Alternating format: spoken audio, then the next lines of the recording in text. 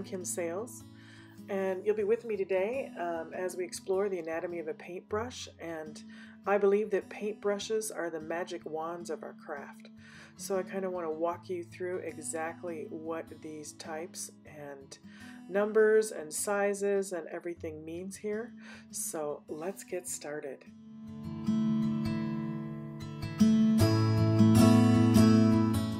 We're going to start with the anatomy. So here you're going to see the tip, or also called the toe. That's your brush. Then the belly of the brush is the center part. The heel is where the brush meets the ferrule. The size is the number or the inch mark. On the brush there you'll see a maker, like that's the brand, the description, and your handle is made of wood or plastic. There are three parts to the ferrule, and that's always metal. There's the top part, which is the heel. The center part is just part of the ferrule, and then you have the crimp at the base that connects to the handle, which can be wood or plastic. They also call the very top of the brush the head. Now, what I want to do really here is remind you that there are many different types of brands and many different types of makers of brushes. Before you see a Blick Brand Essentials flat paintbrush, you can see that the description, the maker, and the size are all printed on the handle. Okay, now what I like about the Blick is that they do have the 3/4 mark. Okay, what I think is important to note is that the ferrule is always metal and hollow, and it comes off this brush actually pretty easy. It should never come off, but what I want to show you here is that it's hollow in there. It's metal. It'll be good for expansion when you put it into water. Here you have another brand I've pulled in, and you can see that one has a number 10, one has a 3/4 mark, but essentially the makers and the description are all in the correct place on the handles. Okay, so let's talk bristles. So there are basically two kinds of bristles. There's synthetic and then there's natural. Natural being made out of either hog's hair or sable or another type of animal. The bristles on synthetic are plastic and extruded. They cost the least amount. They're very smooth and very soft. The next we go to is the hog's hair, and I'm going to show you an example of this brush here. It has split ends, or the technical term is flags. What flags do is they hold more water, and they also give you more control of the flow of your paint. And I like them because they're stiffer. They are my favorite brushes, and they're moderate in price. The next category we have is the most expensive. There are Sable, and you can see they have multiple flags all the way down the shaft of the hair. They are the most expensive.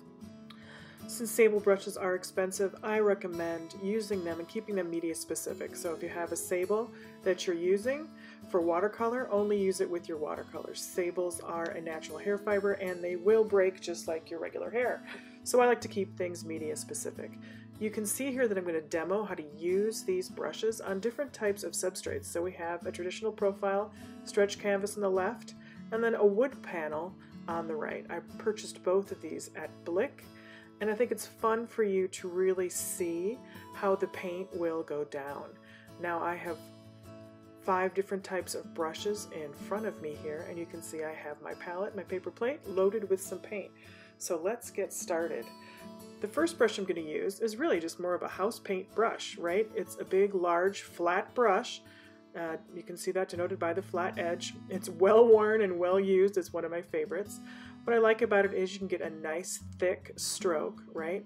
There's a lot of water, and you can see what I like, how you can use either the edge or the flat end of it. The more paint you use, the more coverage you're going to get. I do have a fair amount, so here I go back in with 2 different colors, and you can see it has a nice light, airy, wispy quality to it. I've actually used this brush and experimented only using that brush on a canvas, and I had some fabulous waves. Now what you're looking at here is a round brush, and you can see that the ferrule on the brush is round. Okay, so we're going to dip that into some water and get that into the paint here.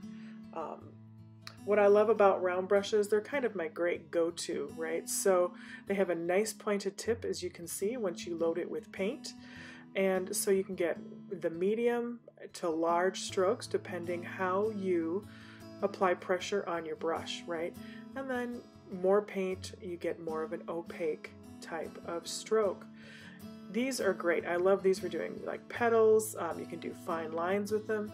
You don't have to change brushes very often when you're using a round, okay? They're kind of a great all-around brush for you to use. Here I'll demonstrate. There's my little dabs, right? I love those dabs for creating petals on flowers because they have a natural point and a natural sort of rough end, and I think they're really beautiful for that. Here you'll see me dipping into, this is just a smaller flat brush, but I think it's fun to show that these are great for having like these little lines, right? So you can do these little small lines, great for patterning and repetition. Just dabbing that tip of the brush. I like to use all of the brush, right? And then of course, then you can see that you can get the different types of shapes and sizes there, right? And then we're just going to go ahead and show you more of what that looks like. I recommend always having different types of brushes in your arsenal, right? You need to be able to have the type of brush that'll fit the task, okay? So you obviously, if you want to cover a lot of space, you use large flat brushes. Here's a small flat brush. You can do lovely straight lines with the edge and then have a nice medium tip. The brush I'm going to be using right now, this is called a filbert, and the things that's different about a filbert, and I'll show you here once I get it loaded with paint, is it has a lovely rounded edge, okay? So it's not only rounded from side to side, but it's also rounded up to the tip, okay? So you can see it's rounded that way, the flat way, and the tip. So you'll get different shapes with that and different control. I love to use it there, so you'll see how that goes.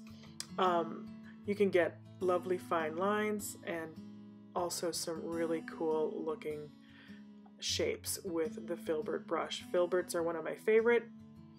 I love to play and dance with them all over the canvas, right? I do lovely little bits and bobs and swooshes. They're just fun. They are my favorite brush. You can really do a lot of great dry brush with them because they scrub really well because of the difference in the graduated bristles on the sides. So that is the filbert. Next, this is a liner brush. Now, the main thing about this brush is you can see how long and thin the bristles are, okay? These are great for getting fine lines. Now, you'd think you'd have less control, but you actually have more, right? It is just so much fun. I love going in with one of these brushes, and with the different type of texture as far as, you know, when you're going over paints and the different pressure you apply and the amount of water, you're going to get different thicknesses of line. This is sort of my go-to. So if you think about if you're doing a natural scene, think about grass, right? How cool is that? You just put it down and flick it up and you'll be able to make some beautiful grass. It's great for writing. And now I've moved over to the wooden panel, and you can see that there's no drag on wood, right? It's a very smooth surface. There's none of that texture from the canvas. So I'm applying a lot of pressure here as I push down and then I pull up, and you get a very thin, fine line. I love that. This brush gives me a lot of control, especially if you're doing details on eyes, mouth, nose. Really good.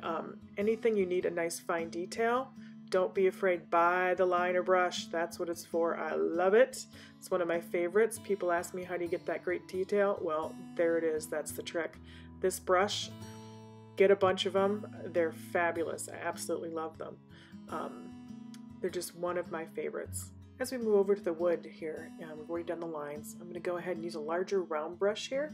What I like to do is just show you the difference in texture, and I've added a little more water to that brush, and it really glides beautifully over wood.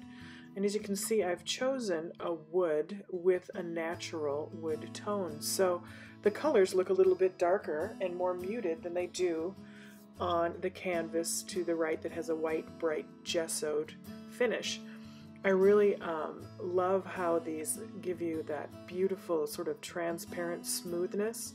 All of this that I'm demoing here is acrylic paints, okay? They are the Golden brand. I did want to show you because they're the fluid acrylics from that particular brand of paint. I use all brands of paint, but Golden to me has the yummiest pigment and amount of richness as far as bright colors. So if you look at that magenta I'm using now and look at the magenta on the left, they look very different, and the only reason for that is the actual substrate, right? You've got a darker wood on the right and that bright gesso on the left. And here we're going ahead with the filbert. And like I said, the filbert, ooh, just yummy. I love using that brush. You just get these big, yummy, smooth strokes, and then you can do that beautiful fine line work with that graduated tip. So get yourself some filberts too. These are the main brushes I use all the time, right? Some good round brushes, some good line brushes, flats, and filberts. There are a few other styles and types out there. I don't happen to own them because I can do everything I need with these types of brushes. And there it is again, that kind of close-up. It's a little blurry, but you can see how enamored I am with the filbert. I just love that brush. All right, so let's keep painting here and drawing some lines. I definitely recommend play, right? This is all about play. The only way you will truly understand how to use brushes and what they're for is getting in there and getting dirty, right? Use these on your first layers. Just try a whole bunch of different things. So when you're writing your intentions or you're just doing some repetitive, pretty little patterns and things, try the different brushes, see what they do, and keep trying them. And then, like I said, another good thing I like to do for studies is just understanding what each brush will do, and try using one single brush on a painting. Fill a whole canvas using one brush, and you'll see all the beautiful things you can do. Oh, look at that yummy, yummy, watery, large brush stroke. That big house paint. I think that's just a DIY brush I got at, believe Home Depot or any type of DIY store. And look at that on the wood. It is just so pretty and so smooth. That wood supplies such a lovely, you can even see it almost looks like watercolor, just giving that a little jiggle, and how it starts to drag when you go over onto the canvas. So it's important to know that whatever substrate you use, there is a different feel and a different level of control. If you want more smoothness, paint on a lovely wooden plank.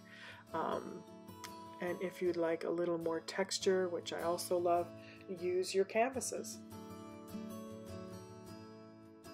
So here I just keep dabbing and playing and trying out different things. Like, look at these cool lines that I can get with just the tip of a regular house paintbrush. I just love them. They're just so much fun to use. And another thing I want to point out is when you're loading your brush with paint and things, what I like to do is play with that. So when you're mixing your brush and mixing your paint on your palette, you can mix it with your brush, but then just see where that paint is grabbing on your brush. Is it on the body? Is it more by the tip? Right? And kind of look at that. And another way you can mix your paint is take a palette knife and just start mixing it around, so you're not getting all that extra paint on your brush if you want more control, right?